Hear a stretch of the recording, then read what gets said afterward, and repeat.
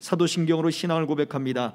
전능하사 천지를 만드신 하나님 아버지를 내가 믿사오며 그 외아들 우리 주 예수 그리스도를 믿사오니 이는 성령으로 잉태하사 동정녀 마리아에게 낳으시고 본디오 빌라도에게 고난을 받으사 십자가에 못 박혀 죽으시고 장사한 지 사흘 만에 죽은 자 가운데서 다시 살아나시며 하늘에 오르사 전능하신 하나님 우편에 앉아 계시다가 저리로서 산자와 죽은 자를 심판하러 오시리라. 성령을 믿사오며 거룩한 공예와 성도가 서로 교통하는 것과 죄를 사하여 주시는 것과 몸이 다시 사는 것과 영원히 사는 것을 믿사옵나이다. 아멘.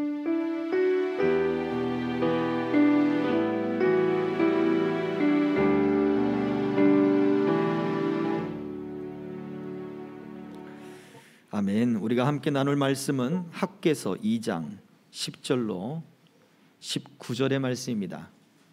구약성경 학개서 2장 10절로 19절입니다. 이제 봉독하겠습니다.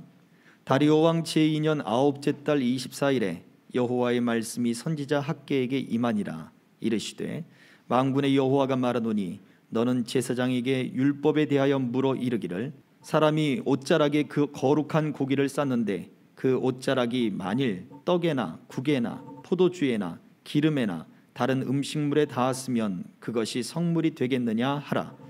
학개가 물음에 제사장들이 대답하여 이르되 아니니라 하는지라.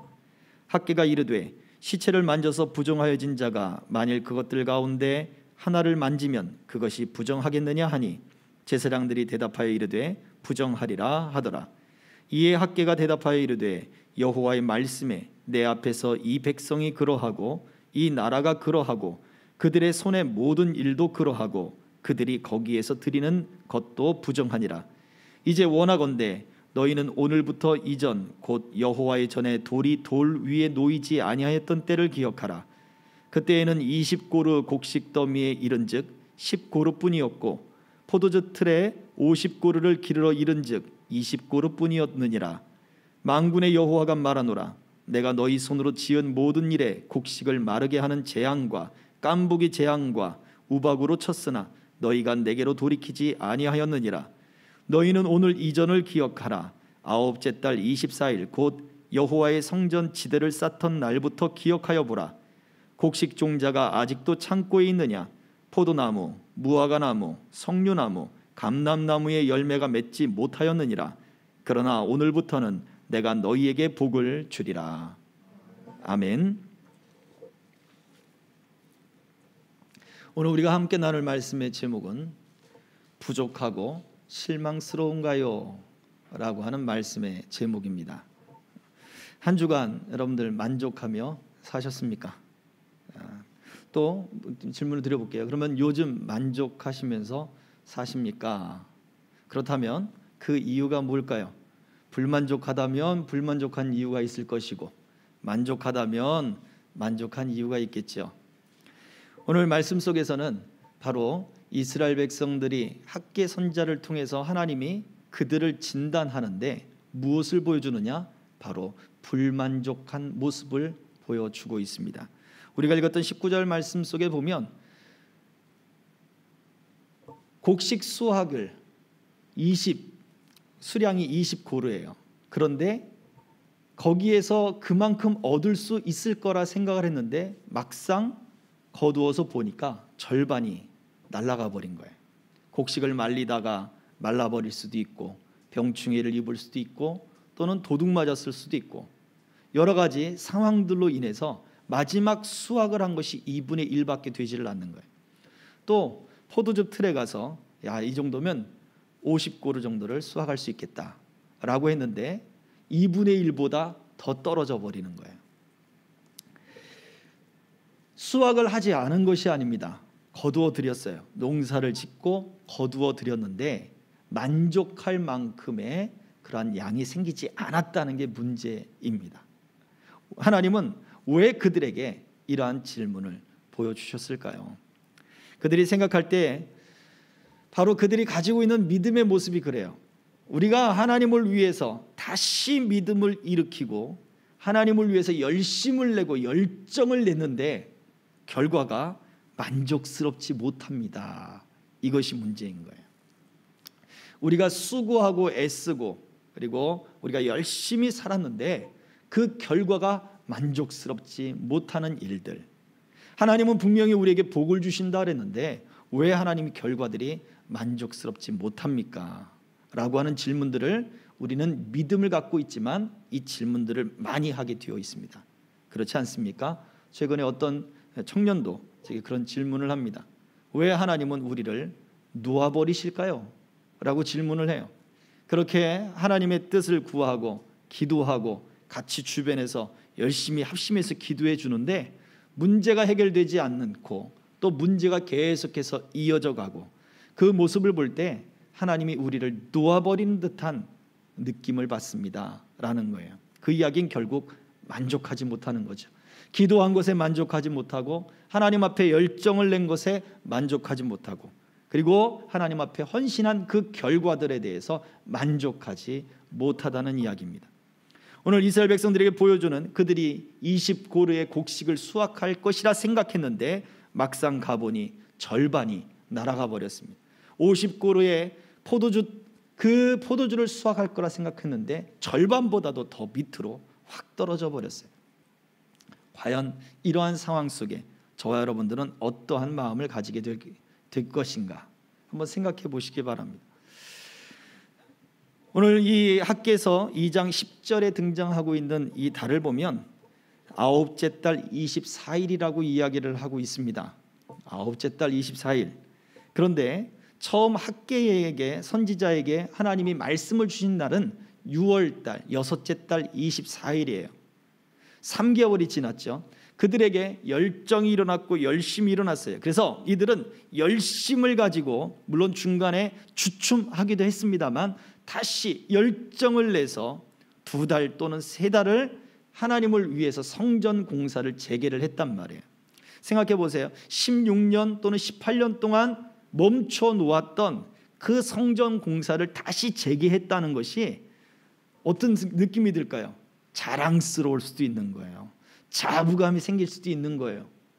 야, 우리가 그 멈춰졌던 것을 다시 시작했어. 우리가 포로에서 돌아와서 완전히 무너졌던 것을 다시 시작했어. 성전 지대만 있었던 거예요. 그리고 이제 돌을 쌓기 시작을 하는 거예요.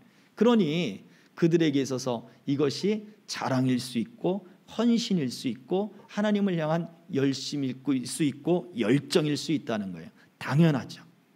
그런데 그 결과는 3개월이 지났지만 그들의 삶은 여전히 만족하지 못하고 풍요롭지 못했던 거예요.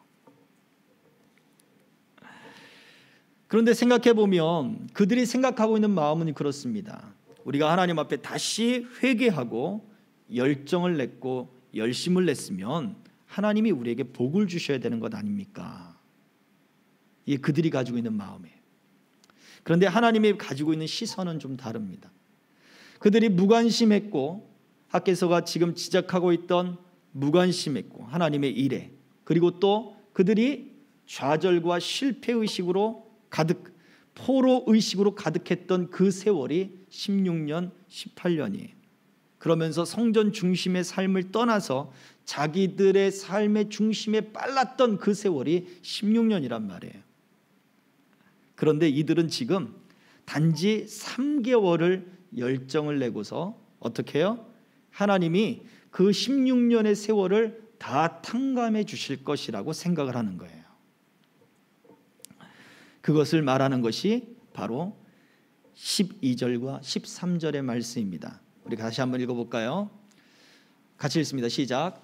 사람이 옷자락에 거룩한 고기를 쌌는데 그 옷자락이 만일 떡에나 국에나 포도주에나 기름에나 다른 음식물에 닿았으면 그것이 성물이 되겠느냐 하라. 학개가 물음에 제사장들이 대답하여 이르되 아니니라 하는지라. 학개가 이르되 시체를 만져서 부정하여진 자가 만일 그것들 가운데 하나를 만지면 그것이 부정하겠느냐 하니 제사장들이 대답하여 이르되 부정하리라 하더라. 무슨 이야기입니까? 더러움, 부정함은 거룩함, 성결함보다 더 쉽게, 빨리, 그리고 그 범위가 넓게 옮겨진다는 것을 말해주고 있어요. 좀 더 자세히 얘기를 해볼게요. 거룩한 고기, 제단에서 드렸던 하나님 앞에 거룩한 고기를 쌌던 옷이 있어요. 그 옷이 그릇에 닿으면 그 그릇이 깨끗해집니다. 아니라는 거예요. 그냥 거룩한 고기에 닿았던 옷만 깨끗해지는 거예요. 그리고 그 옷이 다른 곳에 닿으면 우리는 깨끗해질 거라 생각하는데 아니라는 거예요. 반대로 부정한 것, 더러운 것, 그것이 사람의 시체를 만진 어떤 사람의 손이라고 해봐요. 그 사람의 손이 더러워졌죠. 시체를 만졌으니까 부정해진 거예요. 이건 율법에 있는 거니까 정결 예식법에 의한 거예요. 그래서 하루 동안 부정해지는데 그 손으로 다른 것들을 막 만지고 다녀요. 그러면 괜찮겠느냐? 아니라는 거예요. 그것이 부정해진다는 거예요. 이것을 볼 때 거룩함, 깨끗함, 정결함, 성결함은 그것보다 부정하고 더럽고 그리고 하나님 앞에 거룩하지 못한 것에 그 영향력들이 더 쉽고 빠르고 범위가 넓게 확장된다라고 말해주는 거예요. 아니, 하나님의 능력이 작습니까? 아니, 그게 문제가 아니에요. 그만큼 사람들이 가지고 있는 죄의 속성과 그리고 죄의 이러한 우리가 죄를 따라가고 있는 성향이 그만큼 위험하고 빠른 것을 말해주고 있어요. 그래서 2장 14절 말씀도 읽어보겠습니다. 하나님이 뭐라고 말씀하시느냐? 시작. 이에 학개가 대답하여 이르되 여호와의 말씀에 내 앞에서 이 백성이 그러하고 이 나라가 그러하고 그들의 손의 모든 일도 그러하고 그들이 거기에서 드리는 것도 부정하니라. 결과적으로 뭐래요? 그들의 모든 것이 부정하다 그랬어요. 이들은 지금 어떤 사람들입니까? 회개하고 열심히 성전을 재개하고 하나님 말씀대로 성전을 다시 짓고 성전 중심의 삶을 살고 하나님의 정체성, 하나님의 백성이라고 하는 정체성을 세워나가는 사람들이에요. 다른 사람들을 말하지 않아요. 성전을 지금 열심히 짓고 회개하는 사람이에요. 3개월 동안 그들이 회개했고 열정을 냈고 열심을 내고 있는 사람들이에요. 그리고 그 열심을 내면서도 예배드리고 제사하고 하나님께 헌신하는 사람들이라는 거죠. 그런데 그들에게 너희가 지금 내 앞에서 바로 이 모습과 같다. 어떤 모습이요? 부정한 것이 쉽게 확산되는 모습과 같다는 거예요. 이 사람들은, 돌아온 백성들은 결국 어떤 마음을 갖고 있느냐? 내가 하나님의 성전을 다시 세우는 이 일이 내 다른 모든 부정한 일, 내 삶의 모든 부정한 것들을 다 무마시켜 줄 거야 라고 생각하는 거예요. 그러니 성전 공사를 하는 일에 있어서는 열심인데 집으로 돌아가서 그의 삶은 죄를 즐거워하고 죄를 좋아하는 사람들의 모습과 같다라고 말씀해 주고 있는 거예요. 우리가 신앙을 가지고 있다, 우리가 믿음을 가지고 있다라고 할 때, 우리가 하나님을 섬긴다, 하나님을 사랑한다 라고 말을 할 때, 여기는 목사도 마찬가지고 모든 사람들이 다 마찬가지입니다. 하나님 앞에서 우리가 신앙적인 열심을 가지고 있는 부분이 거룩하고 아름답습니다. 그것이 아주 좋은 부분들이 있어요. 없는 것이 아니에요. 굉장히 좋고 헌신하고 열정을 가지고 있습니다. 그런데 또 다른 부분들, 그것이 내 삶에 크든 작든 가장 작은 부분이라 할지라도 내가 하나님 앞에 내어놓지 못하고 내가 하나님 앞에 바꾸지 못하는 더러움, 부정함, 죄의 습관, 죄의 허물, 이런 것들이 내 안에 남아있다면 거룩함이 더 크기 때문에, 내가 하나님 앞에 헌신한 것이 더 크기 때문에 내가 거룩하냐라고 할 때 아니라는 거예요. 너희의 모습이 지금 그와 같다라고 말해주고 있어요. 너희 안에 있는 그 부정함이, 그 더러움이, 또 그 죄의 성향이, 너희가 행하는 모든 것, 너희가 헌신하는 모든 것, 너희가 수고하는 모든 것을 다 내 앞에 부정하게 하고 있다라고 말씀을 하고 있다는 것입니다. 사람이 생각할 때 우리가 하나님을 향하여 열정을 내는 그 크기가, 우리가 하나님 앞에 죄를 지었다라고 이 정도는 부끄럽지만 그래도 내가 하나님 앞에 열심을 냈으니까, 이 비율로 따져서 우리는 하나님 앞에 헌신한 것을 부각을 시킵니다. 그러나 죄의 모습은 그렇지 않다는 거예요. 우리가 왜 하나님이 약속하신 그 복에 대한 부분들, 우리가 부족함을 느끼고 또는 우리가 실망감을 느끼느냐라고 할 때 우리는 생각해야 될 문제가 바로 첫 번째 이거라는 거예요. 하나님이 왜 안 주셨지? 하나님이 왜 안 채워주시지? 왜 하나님이 내게 복을 주시지 않지? 라는 것이 아니라 내 안에 무엇이 나를 부정하게 하고 있지? 라고 하는 부분을 우리는 생각해야 한다는 것입니다. 말라기서에서 돌아온 이스라엘 백성들, 바로 이들의 모습을 하나님이 그 선지자를 통해 진단을 합니다. 학개, 스가랴, 말라기, 돌아온 이스라엘 백성들의 삶의 모습을 이야기해 주고 있거든요. 그들은 이렇게 하나님께 이야기합니다. 하나님이 우리를 언제 사랑하셨습니까? 우리가 언제 하나님을 멸시했습니까? 우리가 언제 사람들을 압제했습니까? 우리가 언제 하나님의 것을 도둑질했습니까? 하나님의 정의의 하나님, 공의의 하나님, 그 하나님이 도대체 어디에 계십니까? 그래서 이 모든 것을 다 따지고 보니 하나님을 섬기는 것이 헛됩니다 라고 주장하는 것이 바로 말라기서에 등장하는 사람들의 모습이었습니다. 그래서 그 선지자가 바로 이러한 변론들을 가지고 그들과 변론을 합니다. 하나님의 메시지를 전합니다. 돌아온 이스라엘 백성들이 가지고 있던 마음과 그들의 삶의 상태를 이야기해 주는 거예요. 하나님이 어떻게 사랑했는지, 하나님이 어떻게 그들에게 은혜를 베푸시는지, 하나님이 그들에게 말합니다. 내게로 돌아와라, 내게로 돌아와라, 내게로 돌아와라.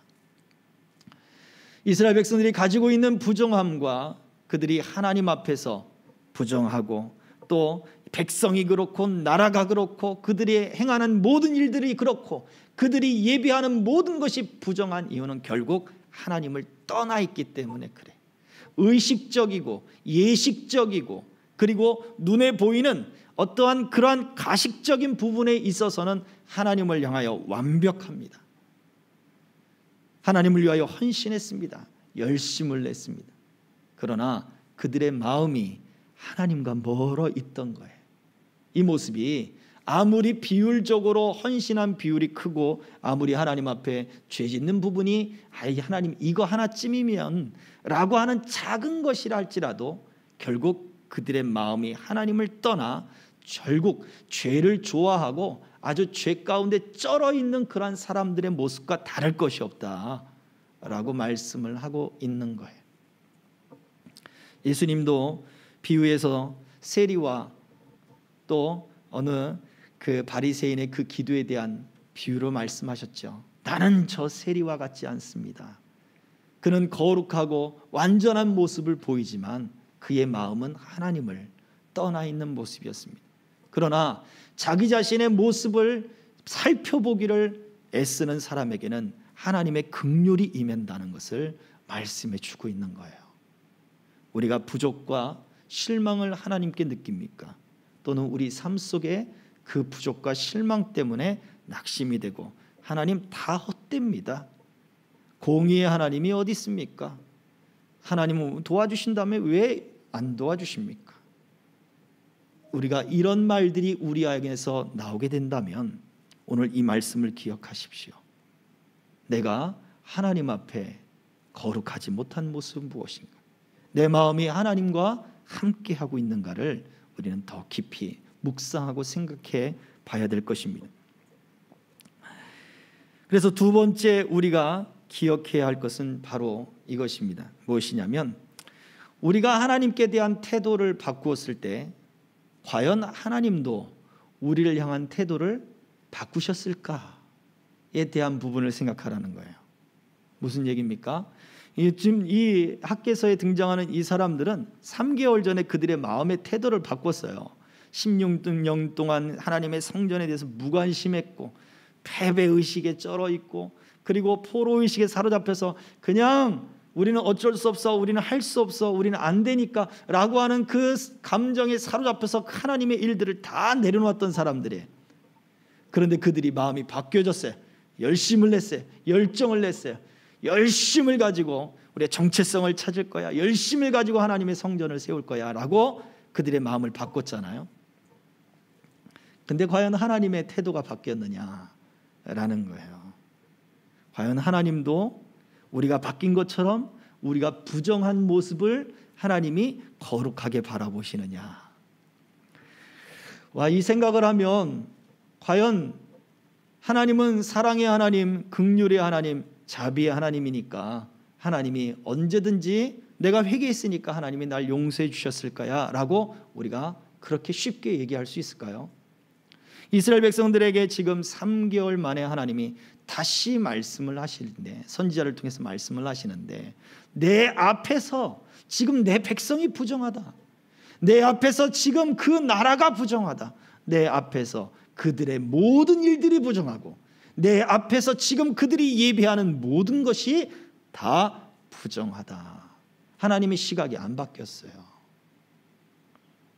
그래서 끊임없이 선지자를 통해서 말씀을 주고 계신 거예요.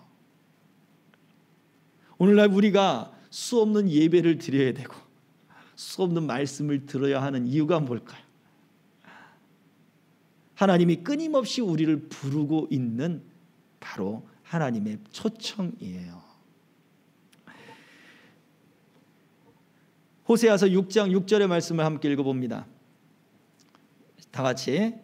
나는 인애를 원하고 제사를 원하지 아니하며 번제보다 하나님을 아는 것을 원하노라. 아멘. 하나님이 원하시는 것은 예식적이고 의식적인 그러한 희생 제사보다 하나님의 윤리가 실천되는 것을 원하신다는 거예요. 인애를 원하고 제사를 원하지 않는다. 번제보다 하나님을 아는 것을 원하노라. 미가 선지자도 우리에게 이렇게 말씀을 했죠. 미가서 6장 8절입니다. 다 같이. 사람아, 주께서 선한 것이 무엇임을 내게 보이셨나니 여호와께서 내게 구하시는 것은 오직 정의를 행하며 인자를 사랑하며 겸손하게 내 하나님과 함께 행하는 것이 아니냐. 아멘. 우리가 구원은 믿음으로 얻습니다. 예수 그리스도, 하나님이 우리에게 보내주신 그 예수 그리스도를 믿는 믿음으로 우리가 구원받는 거예요. 우리가 무엇을 해서, 우리 열정과 열심과 우리 헌신을 해서, 또는 우리가 도덕적으로 우리가 뭔가 변해서 구원받는 것이 아니에요. 구원은 하나님의 전적인 은혜이고 우리에게 믿음으로 말미암아 주어지는 거예요.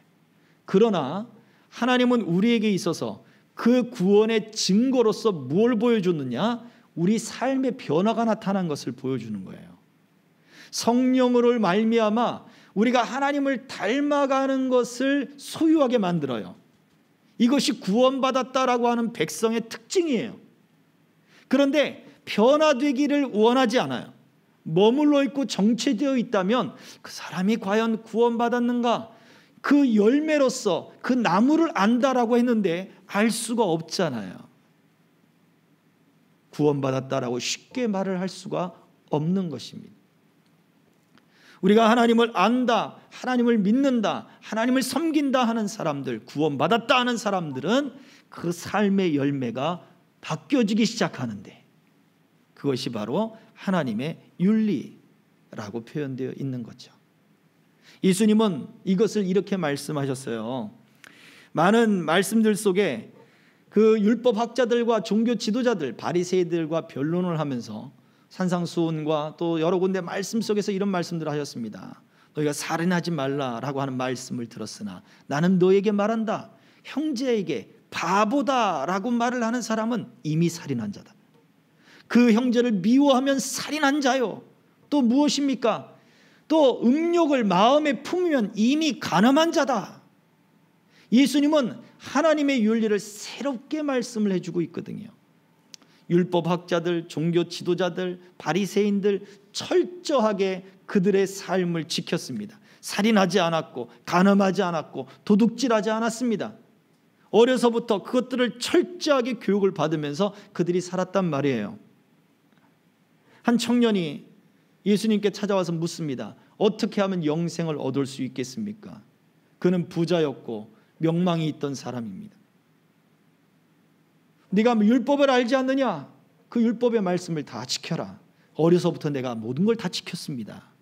예수님이 그를 사랑하면서 말씀하셨어요. 그렇다면 네가 가진 것을 다 팔아서 가난한 사람에게 주고 나를 따라오너라.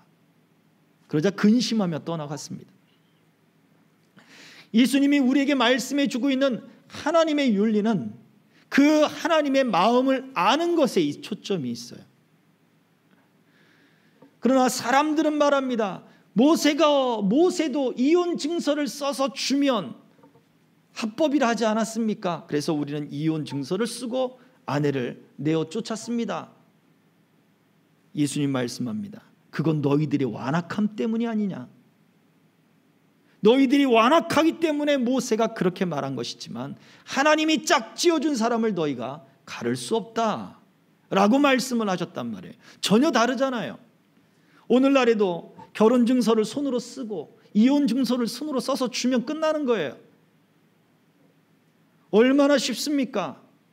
얼마나 남자들에게 유리하냐 이거예요. 그러니 오죽하면 여자들이 얼마나 불안하면 결혼 지참금으로 받은 드라크마를 목에 걸고 사는 거예요. 그 드라크마를 잃어버려서 온 집안을 쓸면서 친구들을 불러다가 드라크마를 찾는 거죠. 쫓겨남을 당하지 않기 위해서. 남자들에게 얼마나 유일하고 여자들에게 얼마나 해롭습니까? 그것이 지금 그 당시에 바리새인과 종교 지도자들과 율법 학자들의 삶의 모습이었어요.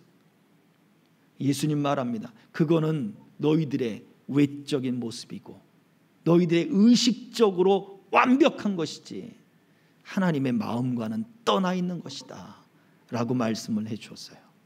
자, 그렇다면 내가 어떤 마음의 태도를 바꿨습니까? 그 마음의 태도를 바꾼 것을 가지고 내가 하나님을 더 알기를 위해서 내가 힘쓰고 있습니까? 하나님도 나를 긍휼히 여겨주고 계십니까? 라고 하는 질문을 던지지 않을 수가 없는 거예요. 베드로 사도는 우리에게 말씀을 합니다. 베드로서 3장 18절에 같이 읽습니다. 시작. 오직 우리 주 곧 구주 예수 그리스도의 은혜와 그를 아는 지식에서 자라가라. 영광이 이제와 영원한 날까지 그에게 있을지어다. 아멘. 그리스도의 은혜와 그를 아는 지식에서 자라가라 라고 말씀을 합니다. 성전을 짓다가 멈췄다는 것 단순히 교회 예배당을 짓는 걸 이야기하는 게 아니에요. 예배당을 꾸미는 걸 이야기하는 게 아니에요. 바로 우리 안에 하나님을 아는 지식, 예수 그리스도를 아는 지식으로 자라가는 것을 멈추고 그것을 무관심해 버리고 또 거기에 있어서 그냥 나는 이 정도까지만 하면 돼라고 스스로 만족해 버리는 그러한 교만함을 이야기합니다. 그러나 베드로 사도는 하나님이 원하시는 것은 하나님의 윤리다. 이야기는 결국 하나님을 아는 지식이 우리 안에 채워지면 우리의 삶 속에 그 증거로 열매가 나타날 것이다 라는 거예요. 내가 어떻게 하나님을 닮아가는 것으로 내가 변화되어 가는지, 내가 어떻게 하늘의 신령한 것들을 사모해 가는지 그것들을 보게 될 것이다 말씀을 하는 것입니다. 또 두 번째, 이 이스라엘 백성을 돌아온 백성들에게 말씀해 주고 있었던 것은 성전은 숭배의 대상이 아니었다라는 거예요. 예레미야 26장 6절을 보면 이렇게 말씀을 합니다. 내가 이 성전을 실로같이 되게 하고 이 성전을 세계 모든 민족의 저주거리가 되게 하리라 하셨느니라. 실로의 처음에 하나님의 성막이 광야에서 쓰던 하나님의 성막이 그 실로에 놓여져 있었습니다. 사무엘 때까지. 그리고 그것이 거기에 법궤가 있었고 하나님을 예배하는 성전 중심의 장소가 되었습니다. 그러나 하나님의 법궤가 빼앗기고 그리고 실로가 파괴되고 그 실로가 블레셋 땅을 돌다가 이제 어디로 올라와요? 바로 유다 백성들이 살고 있는 그 지역으로 돌아옵니다. 하나님은 에브라임 족속 지역에 있던 실로, 에브라임, 야곱에게 있어서 12 아들의 장자의 복을 받았던 그 에브라임을 버리시고 어떻게 해요? 유다에게 하나님은 스스로 옮겨 가신 것이죠.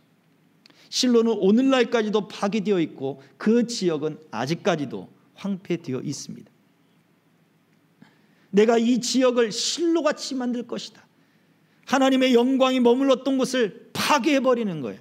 솔로몬의 성전도 파괴되었고 헤롯 성전도 파괴되어 버렸습니다. 사람들은 예수님에게 이 성전이 얼마나 아름답습니까? 라고 이야기하는데 예수님 당시에서 46년 동안이나 지어지던 성전이었습니다. 예수님 사후에도 18년간이나 더 지어져요. 그래서 AD 63년에 지어지는데 AD 70년에 로마의 디두 장군에 의해서 완전히 파괴돼요. 성전이 완공되는데 약 80년, 82년이 걸리는데 완공되는데 파괴되는 건 7년밖에 걸리지 않아요. 하나님은 외적으로 보이는 예배당, 하나님은 그 성전이 우상이 되는 것을 철저하게 파괴하셨어요. 오늘날 우리가 성전이 무엇이냐라고 할 때 결국 그 성전은 바로 우리들의 마음이어야 되는 것입니다. 고린도전서 3장 16절과 17절은 우리들에게 이렇게 말씀합니다. 고린도전서 3장 16절 17절 다 같이 시작. 너희는 너희가 하나님의 성전인 것과 하나님의 성령이 너희 안에 계시는 것을 알지 못하느냐? 누구든지 하나님의 성전을 더럽히면 하나님이 그 사람을 멸하시리라.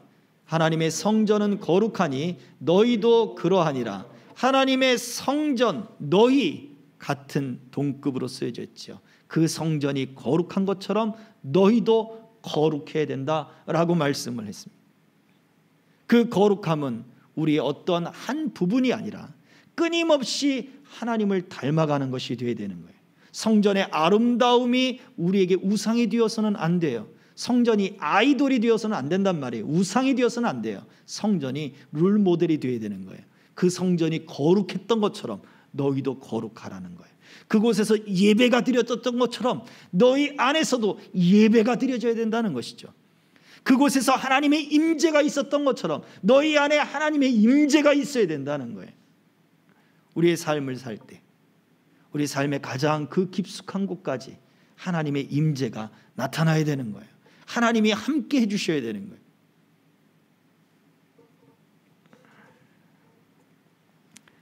그래서 제사장들이 축복할 때 하나님이 그 얼굴빛을 비추사 그 얼굴빛을 네게로 향하여 드사라고 복을 빌어 주고 있습니다. 이 복이 우리에게 필요합니다. 하나님 그 얼굴빛을 내게 비춰 주옵소서. 이제는 내가 마음을 바꿔서 하나님을 향하여 얼굴을 들었거든요. 근데 하나님이 등을 돌리고 있다고 생각을 해보세요. 어떻게 해야 돼요? 하나님 이제는 그 얼굴빛을 내게로 돌이켜 주옵소서. 기도해야 되는 거죠. 그래서 우리가 이렇게 기도하기를 원합니다. 첫 번째는요, 오늘부터 내게 복을 주옵소서 라고 기도하는 거죠. 학개서 2장 19절의 말씀입니다. 같이 읽습니다. 시작. 곡식 종자가 아직도 창고에 있느냐? 포도나무, 무화과나무, 석류나무, 감람나무에 열매가 맺지 못하였느니라. 그러나 오늘부터는 내가 너희에게 복을 주리라. 그러나 오늘부터는 내가 너희에게 복을 주리라.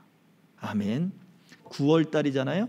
지금 성경의 9월달이면 지금 우기란 말이에요.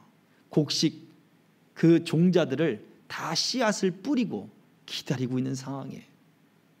예전에 뿌렸을 때 어떻게 됐습니까? 절반밖에 못 거뒀다니까요. 근데 이걸 또 뿌려야 돼? 실망감이 있을 수 있잖아요.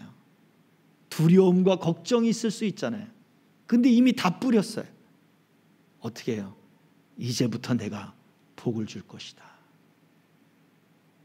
하나님이 말씀하고 있는 거예요.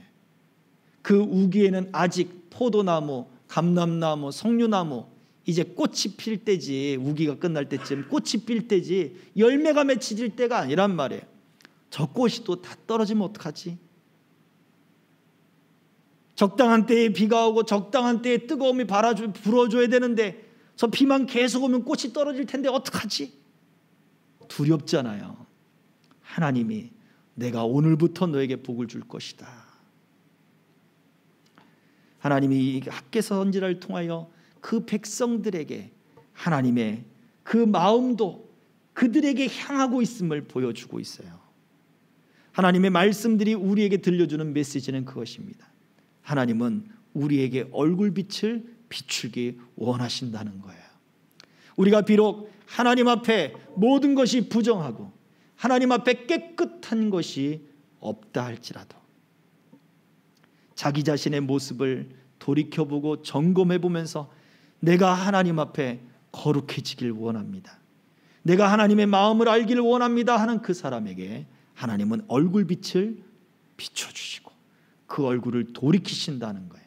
그래서 하나님, 오늘부터 내게 이 복을 허락해 주옵소서. 우리가 기도해야 될 것입니다. 두 번째는 우리가 이렇게 기도합니다. 깨닫는 마음을 하나님 허락해 주옵소서. 기도해야 될 것이에요. 하나님의 말씀 속에 깨닫는 마음이 있어야, 또 그 마음을 사모해야 우리 마음 속에 열매가 맺어지고 우리 믿음의 열매가 맺어지고 30배, 60배, 100배의 열매를 맺게 되는 것입니다. 예수님은 그 옥토에 대한 30배, 60배, 100배의 열매를 맺는 그 옥토에 대해서 이렇게 말씀하셨어요. 마태복음 13장 23절입니다. 다 같이, 좋은 땅에 뿌려졌다는 것은 말씀을 듣고 깨닫는 자니 결실하여 어떤 것은 100배, 어떤 것은 60배, 어떤 것은 30배가 되느니라 하시더라. 말씀을 듣고 깨닫는 자니, 하나님의 그 마음을 깨닫는 자가, 지금 그전에는 마음을 깨닫지 못하고 하나님과 떨어져 있던 그들에게는 50%가 반타작이 나버렸는데, 하나님의 마음을, 말씀을 듣고 그 마음으로부터 깨달으니까 어떻게 해요? 30배, 60배, 100배의 결실을 맺는 것이다 라고 말씀을 해주고 있습니다. 하나님, 내게 복을 주십시오. 우리가 어떻게 복을 받습니까? 그 복을 이루고 그 복이 30배, 60배, 100배로 더욱더 풍성하게 맺어지는 그 결과는 하나님의 마음의 뜻을 더 깨달아 아는 것입니다. 그러면 우리가 하나님을 더 닮아가기를 소망할 것이고, 하나님을 아는 그 지식 안에서 더 성장하기를 사모하게 될 것입니다. 그래서 오늘 이 두 가지 기도 제목을 기억하시기 바랍니다. 하나님, 이전까지 내가 만족하지 못하고 또 내게 부족하다고 내가 실망했습니다. 그러나 이제는 내가 알았습니다.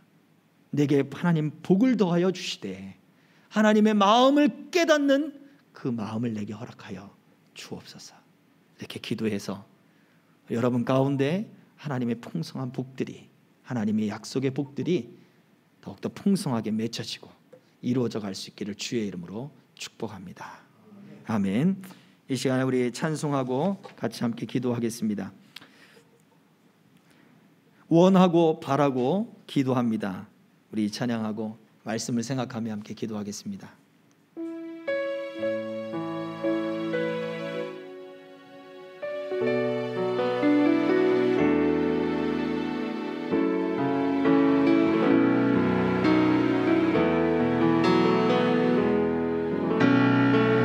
세상을 살아가는 동안에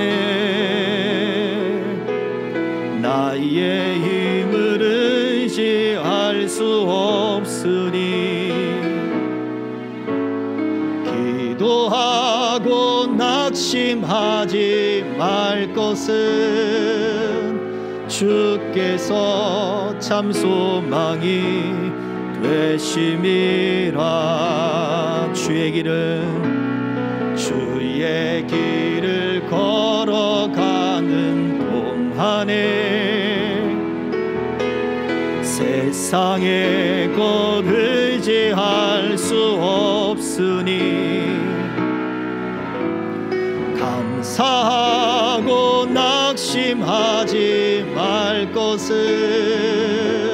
주께서 참 기쁨이 되심이라. 하나님의 꿈이 나의 비전이 되고 예수님의 성품이 나의 인격이 되고 성령님의 권능이 나의 능력이 되길 원하고 바라고 기도합니다. 하나님의 꿈이 나의 비전이 되고 예수님의 성품이 나의 인격이 되고 성령님의 권능이 나의 능력이 되길 원하고 바라고 기도합니다. 그렇습니다. 주님, 내가 원하고 바라고 기도하는 것이 무엇인지, 내가 왜 실망하고 왜 부족감을 느끼고 왜 낙심하고 절망했는지 주님, 나의 모습을 돌이켜보게 하여 주옵소서. 이제부터 내가 하나님 앞에 복을 받기를 원하오되 하나님의 그 마음을 깨닫는 마음이 내 안에 가득해지고 딱딱하고 굳어졌던 내 마음이 옥토같이 바뀌어지기를 주님 소망합니다. 비록 내가 지금 다 부정하고 하나님 앞에 거룩함이 없다 할지라도 우리의 모든 부정함을 씻으시고 덮으시는 예수 그리스도의 그 공로를 의지하여 내가 기도하오니 주님, 내게 은혜를 베풀어 주시옵소서. 나의 마음을 주님 부드럽게 해 주시옵시고 옥토같이 주님 변화되게 하여 주옵소서. 하나님의 마음을 깨닫게 하여 주시옵소서. 주의 복이 내게 필요합니다. 그 복으로 주님 나를 붙잡아 주시옵소서. 우리 주여 삼창 기도합시다. 주여 주여 주여. 아버지 하나님,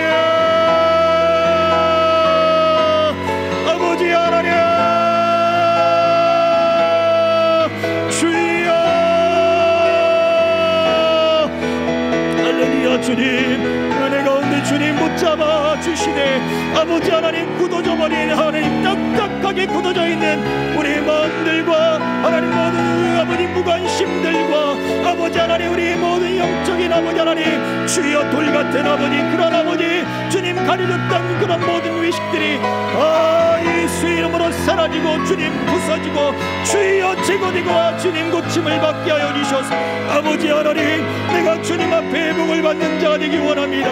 아버지 하나님, 이 심령에 하나님의 성전이 되어지고 아버지 내 삶이 하나님 앞에 거룩한 예배가 되어지며 아버지 하나님 그 말씀 속에 하나님의 그 마음들을 깨달아 깊은 그 마음들을 깨달아 하나님의 뜻 가운데 은혜 가운데 아버지 하나님 거룩한 삶으로 살아가기를 원하오니 아버지 하나님 우리를 주님 새롭게 하여 주옵소서. 우리가 눈으로 보이는 아버지 현실의 눈으로 아버지 현실만을 바라볼 것이 아니라 아버지 하나님이 바라보시는 시각으로 하나님 바라보시는 시선으로 주여 나의 삶을 바라보고 돌이켜보게 하여 주셔서 아버지 하나님 앞에 새로워지며 고침을 받으며 주여 치료를 받으며 주님 아버지 하나님 새로운 믿음 가운데 우리의 아버지 삶이 주여 복되는 역사가 나타나게 하여 주옵소서. 그 얼굴빛을 우리에게 비춰주시며 그 은혜의 빛을 우리에게 비춰주시사 아버지 하나님 참복의 사람이요 은혜의 사람이요 우리 아버지 하나님과 교제하는 참 신실한 믿음의 사람이 되도록 이끌어 주시옵소서. 하나님의 꿈이 나의 비전이 되고 예수님의 성품이 나의 인격이 되고 성령님의 권능이 나의 능력이 되길 원하고 바라고 기도합니다.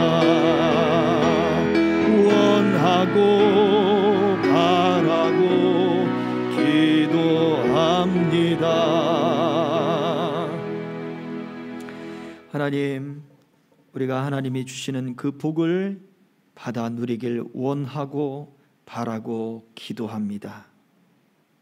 그런데 우리는 하나님, 우리의 열정을 자랑하고 헌신을 자랑하고 우리가 하나님 앞에 드리는 예식적이고 의식적인 것들을 자랑하는데, 하나님, 우리 속에서 모든 것들이 죄로 인하여 죄의 허물과 그 죄의 흔적들이 우리로 하여금 모든 것이 부정하게 만든다는 사실을, 주님, 그 두려움을 오늘 말씀을 통하여 다시 한번 깨닫습니다. 왜 만족하지 못했는지, 왜 하나님의 복이 우리 가운데 풍성하지 못했는지를 주님 진단합니다. 주여, 우리를 고쳐 주시옵소서. 하나님의 복을 주시되 하나님의 마음을 깨닫는 그 복을 주시고, 하나님 복을 주시되 참 믿음의 복이 말씀을 통하여 옥토 같은 마음 가운데 뿌려질 수 있도록 우리 마음을 부드럽게 하시며 딱딱하게 굳어진 것들을 부서뜨려 주시며, 반석같이 아버지 하나님 그렇게 두꺼운 것들을 하나님의 말씀의 방망이로 깨뜨려 주시고 부숴주셔서 옥토같이 변화되게 하여 주시고, 하나님의 깊은 마음을 깨달아 알게 하셔서 하나님의 참복이 우리 가운데 30배, 60배, 100배의 열매로 나타나도록 은총 베풀어 주옵소서. 믿음의 복이 임하고 삶의 복이 임하고 찬송의 복이 임하고 감사의 복이 임하게 하여 주시옵시며, 영육간의 강건함의 복이 주님 나타나게 하여 주셔서 우리가 하나님의 백성이요 하나님 중심의 삶을 살아가며 하나님을 섬기는 사람들의 삶의 증거로 드러날 수 있도록 하나님, 우리를 붙잡아 주시고 우리 위에 복 내려 주시옵소서. 하나님 앞에 감사로 예물을 드렸습니다. 11조와 감사의 물과 각종 예물들과 또는 온라인으로 드린 손길들, 기도의 제목들과 마음의 소원들을 하나님 받으시고 저들의 삶을 통하여 주님이 영광을 취하여 주시옵소서.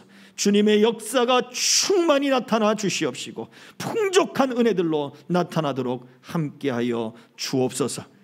감사를 드리며 예수 그리스도의 이름으로 축복하며 기도하옵나이다. 아멘. 지금은 교회의 머리가 되시며 우리 삶의 구주가 되신 예수 그리스도의 은혜와 아버지 하나님의 크신 사랑과 성령님의 감동, 감화, 교통하심이 하나님의 은혜를 구하며 하나님의 참 복을 받기 원하며 하나님의 마음을 더 깨달아 알기를 소망하는 남녀종들 머리 위에 저들의 가정과 생업과 사업과 직장과 자녀들 위에, 이 나라 이민족 위에, 우리 교회와 생명길의 모든 동행자들 위에 이제로부터 영원토록 항상 함께 있을지어다. 아멘.